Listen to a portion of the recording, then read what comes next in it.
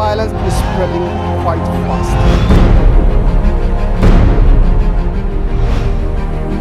Mtu kama ajira hana, inabidi sasa atulia maskani, labda atakula mgoka, atafuta banki, vitu kama zile ambayo tayari miadarati watumia. Vijana vikundi maskani nini na kupora watu. Many people are perishing because of wanting shortcut things. If I involve myself in crime, will I have been here now?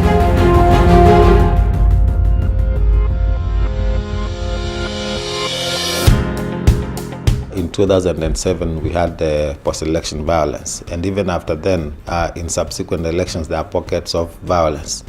Now, statistically, when you look, you will see a lot of those pockets are within informal settlements where politicians will come give young people 100 shillings, 200 shillings, and then different camps will fight, and young people dying, losing their lives at a very tender age. And so the question that we had as KCDF was, how can we craft livelihood programs that ensure that these young men especially were more engaged? We felt that there was a gap. As we were about to enter into the election cycle, we felt that it was important for the banking industry to support local communities during this period, which is usually very disruptive. And we identified young men because we felt that they were especially marginalized, and often they were being used by politicians to cause disruption in their local communities. So we thought, how do we engage these individuals and give them a sense of purpose, a sense of community, so they can be champions of change, not only for their families, but for their communities. We were also approached by Kenya Bankers Association, who were also struggling with the same agenda. And so we ended up creating a very innovative program. When you look at what characterizes many young people, and especially young men in the informal settlements, you find that nobody wants to give them loans because of the risk associated or the perceptions of risk. One of the things that we deliberately did was to say we need to begin in a very big way so that we are able to demonstrate change, then move to scale. And so we began with close to 300 young people spread from 2 informal settlements in Nairobi and from Mombasa. I started by doing community outreach programs. We came together, started voluntary activities, cleanups in the community. After the post-election violence, we started doing urban farming. We also started partnering with the Ministry of Agriculture, who also introduced other organizations like Mazingira, who has also trained us on various activities in terms of urban farming. Through some organizations that we've partnered with, like Yarden, KCDF, and Kenya Bankers Association, I personally have been enrolled to a training which have undergone a business training kitty, and I've really gone through the process and I've graduated. I have a certificate. Yarden works with young people, and we pride ourselves for understanding young people's dynamics, but also we pride ourselves in coming up with creative and innovative strategies. For example, everything that Yarden does uses arts as the methodology. Within YBiz now, why we got involved is that we looked at young men as a marginalized group. Young men have unique dynamics and unique needs, and that's why they become vulnerable to cause chaos. The young men that we work with, the first thing that we do is to make sure that we help them change their attitude and their behavior and strengthen their identities. When I started from the first week, it was so hard, like people don't know this place. I had a lot of challenges. Before they gave us loan, they gave us education, knowledge, skill about business, about entrepreneurship. So after there, they loaned us, they given me some amount to add on what I have so that I accomplished to open this place. That is how I became up, and now I'm here.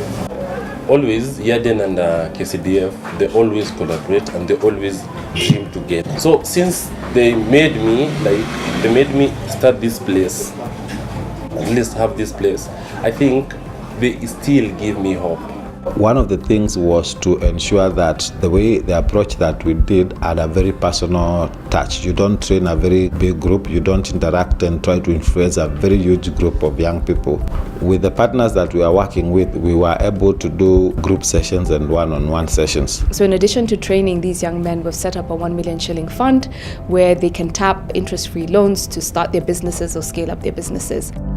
When you go to Mombasa, we also had another partner who was already trying various things or models around loans, trying various models around capacity building for financial inclusion.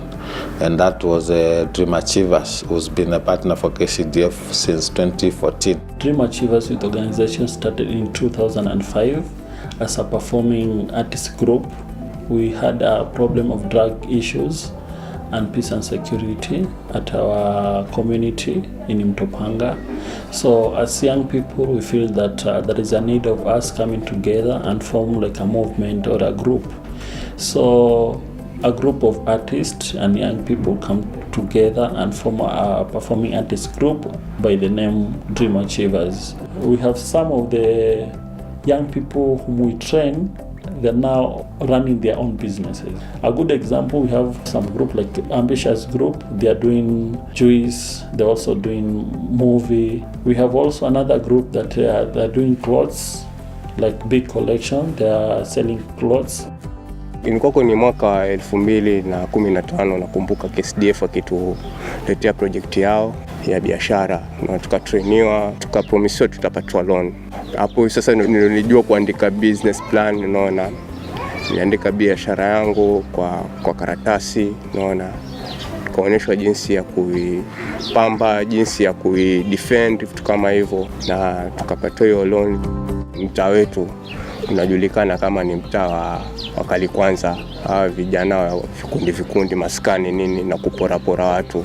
Mbali na mimi binafsi, naona hao ni kama marafiki zangu, naona manake ni watu wa mtaani, watu ambao nilisoma nao. Sasa hii training imenisaidia mimi siwezi kaa tena maskani. Pia imesaidia mavijana wengine ambao walikuwa huko wametoka sasa wana focus na biashara. Tuko na biashara ya DSTV, naona sisi tunaonesha boli, pia tuko na PS ya watoto, na pia vile tumefungua upande mwingine wa kuku. Tunafuga kuku wa kutaga mayai na kuna kuku wa nyama. Training hii popo tulifanyiwa ambapo ni business and entrepreneurship skills. Training ilinisaidia kwa sababu at first mimi mwenyewe sikuwa nitaweza kuanza vipi biashara, na sikuwa kujua kama biashara gani inaweza kafit mahali popote pale, umeona. Na tukaweza kujua kwa kuna biashara kwanza ni unotice kama kuna gap fulani pale.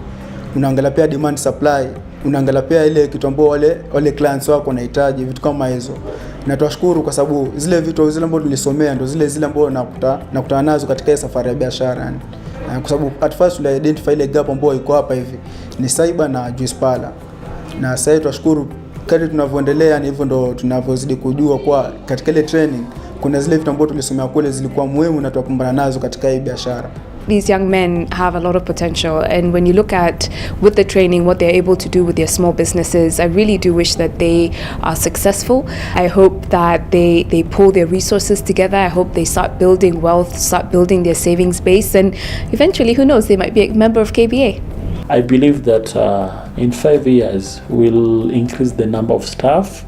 Our young people get employed. Apart from being employed, I know the families within our area will benefit a lot. Why Bizna is a unique program. Besides leaving young men with skills that they can engage to earn a living, it also leaves very strong positive attitudes at the grassroots level. Hapa tunaona naweza amka nishike mic mbele ya mabuda. Sasa tunaweza amka hata tu pitch, kalom kakam. Mbele nenda kuingia kwa ofisi wewe mtu kaa huyo kiniface. Kuna vile nakuwa nervous. Juu yake naona kwa smart sana, unaona. Experience imekuwa poa, nashukuru. This engagement for us is critical in the sense that KBA, one of the roles we play is we get feedback from the market in terms of the challenges that the consumers of banking services are having, and then we help the banks structure something either as KBA or the individual bank structure something that can be able to respond to those challenges. So when you tell us that you walk into a bank and the bank, there is a clear gap, the bank does not want to look at you, we then have got to sit back and ask the banks, how do we ensure that the youth, for example, are comfortable walking into the banks? We have so many brilliant ideas that we have here around with us. So let us use whatever we have, which is utilization of the available resources. Anywhere that you are, it does not need big space. The small space that you have, just use it accordingly and you'll get something from it. Sasa mimi najiona yani next kama 2 years hivi nitakuwa na mahali pengine, nimeaim kufungua mahali ambapo kuna maduka, Tom Center hivi, magari yanapita hivyo, no, mahali ambapo nitaonekana. Nilifanya bidii na ule msukumo ambao tulikuwa nao pia tukaweza kupata hii pesa, tukaanza biashara na sasa tuendelea hivyo polepole. In the next 1-2 years, we dream or we envision a world where our Nairobi, our Mombasa and other areas where young people begin being more recognized, and precisely young men who most of the programming and approaches tend to ignore.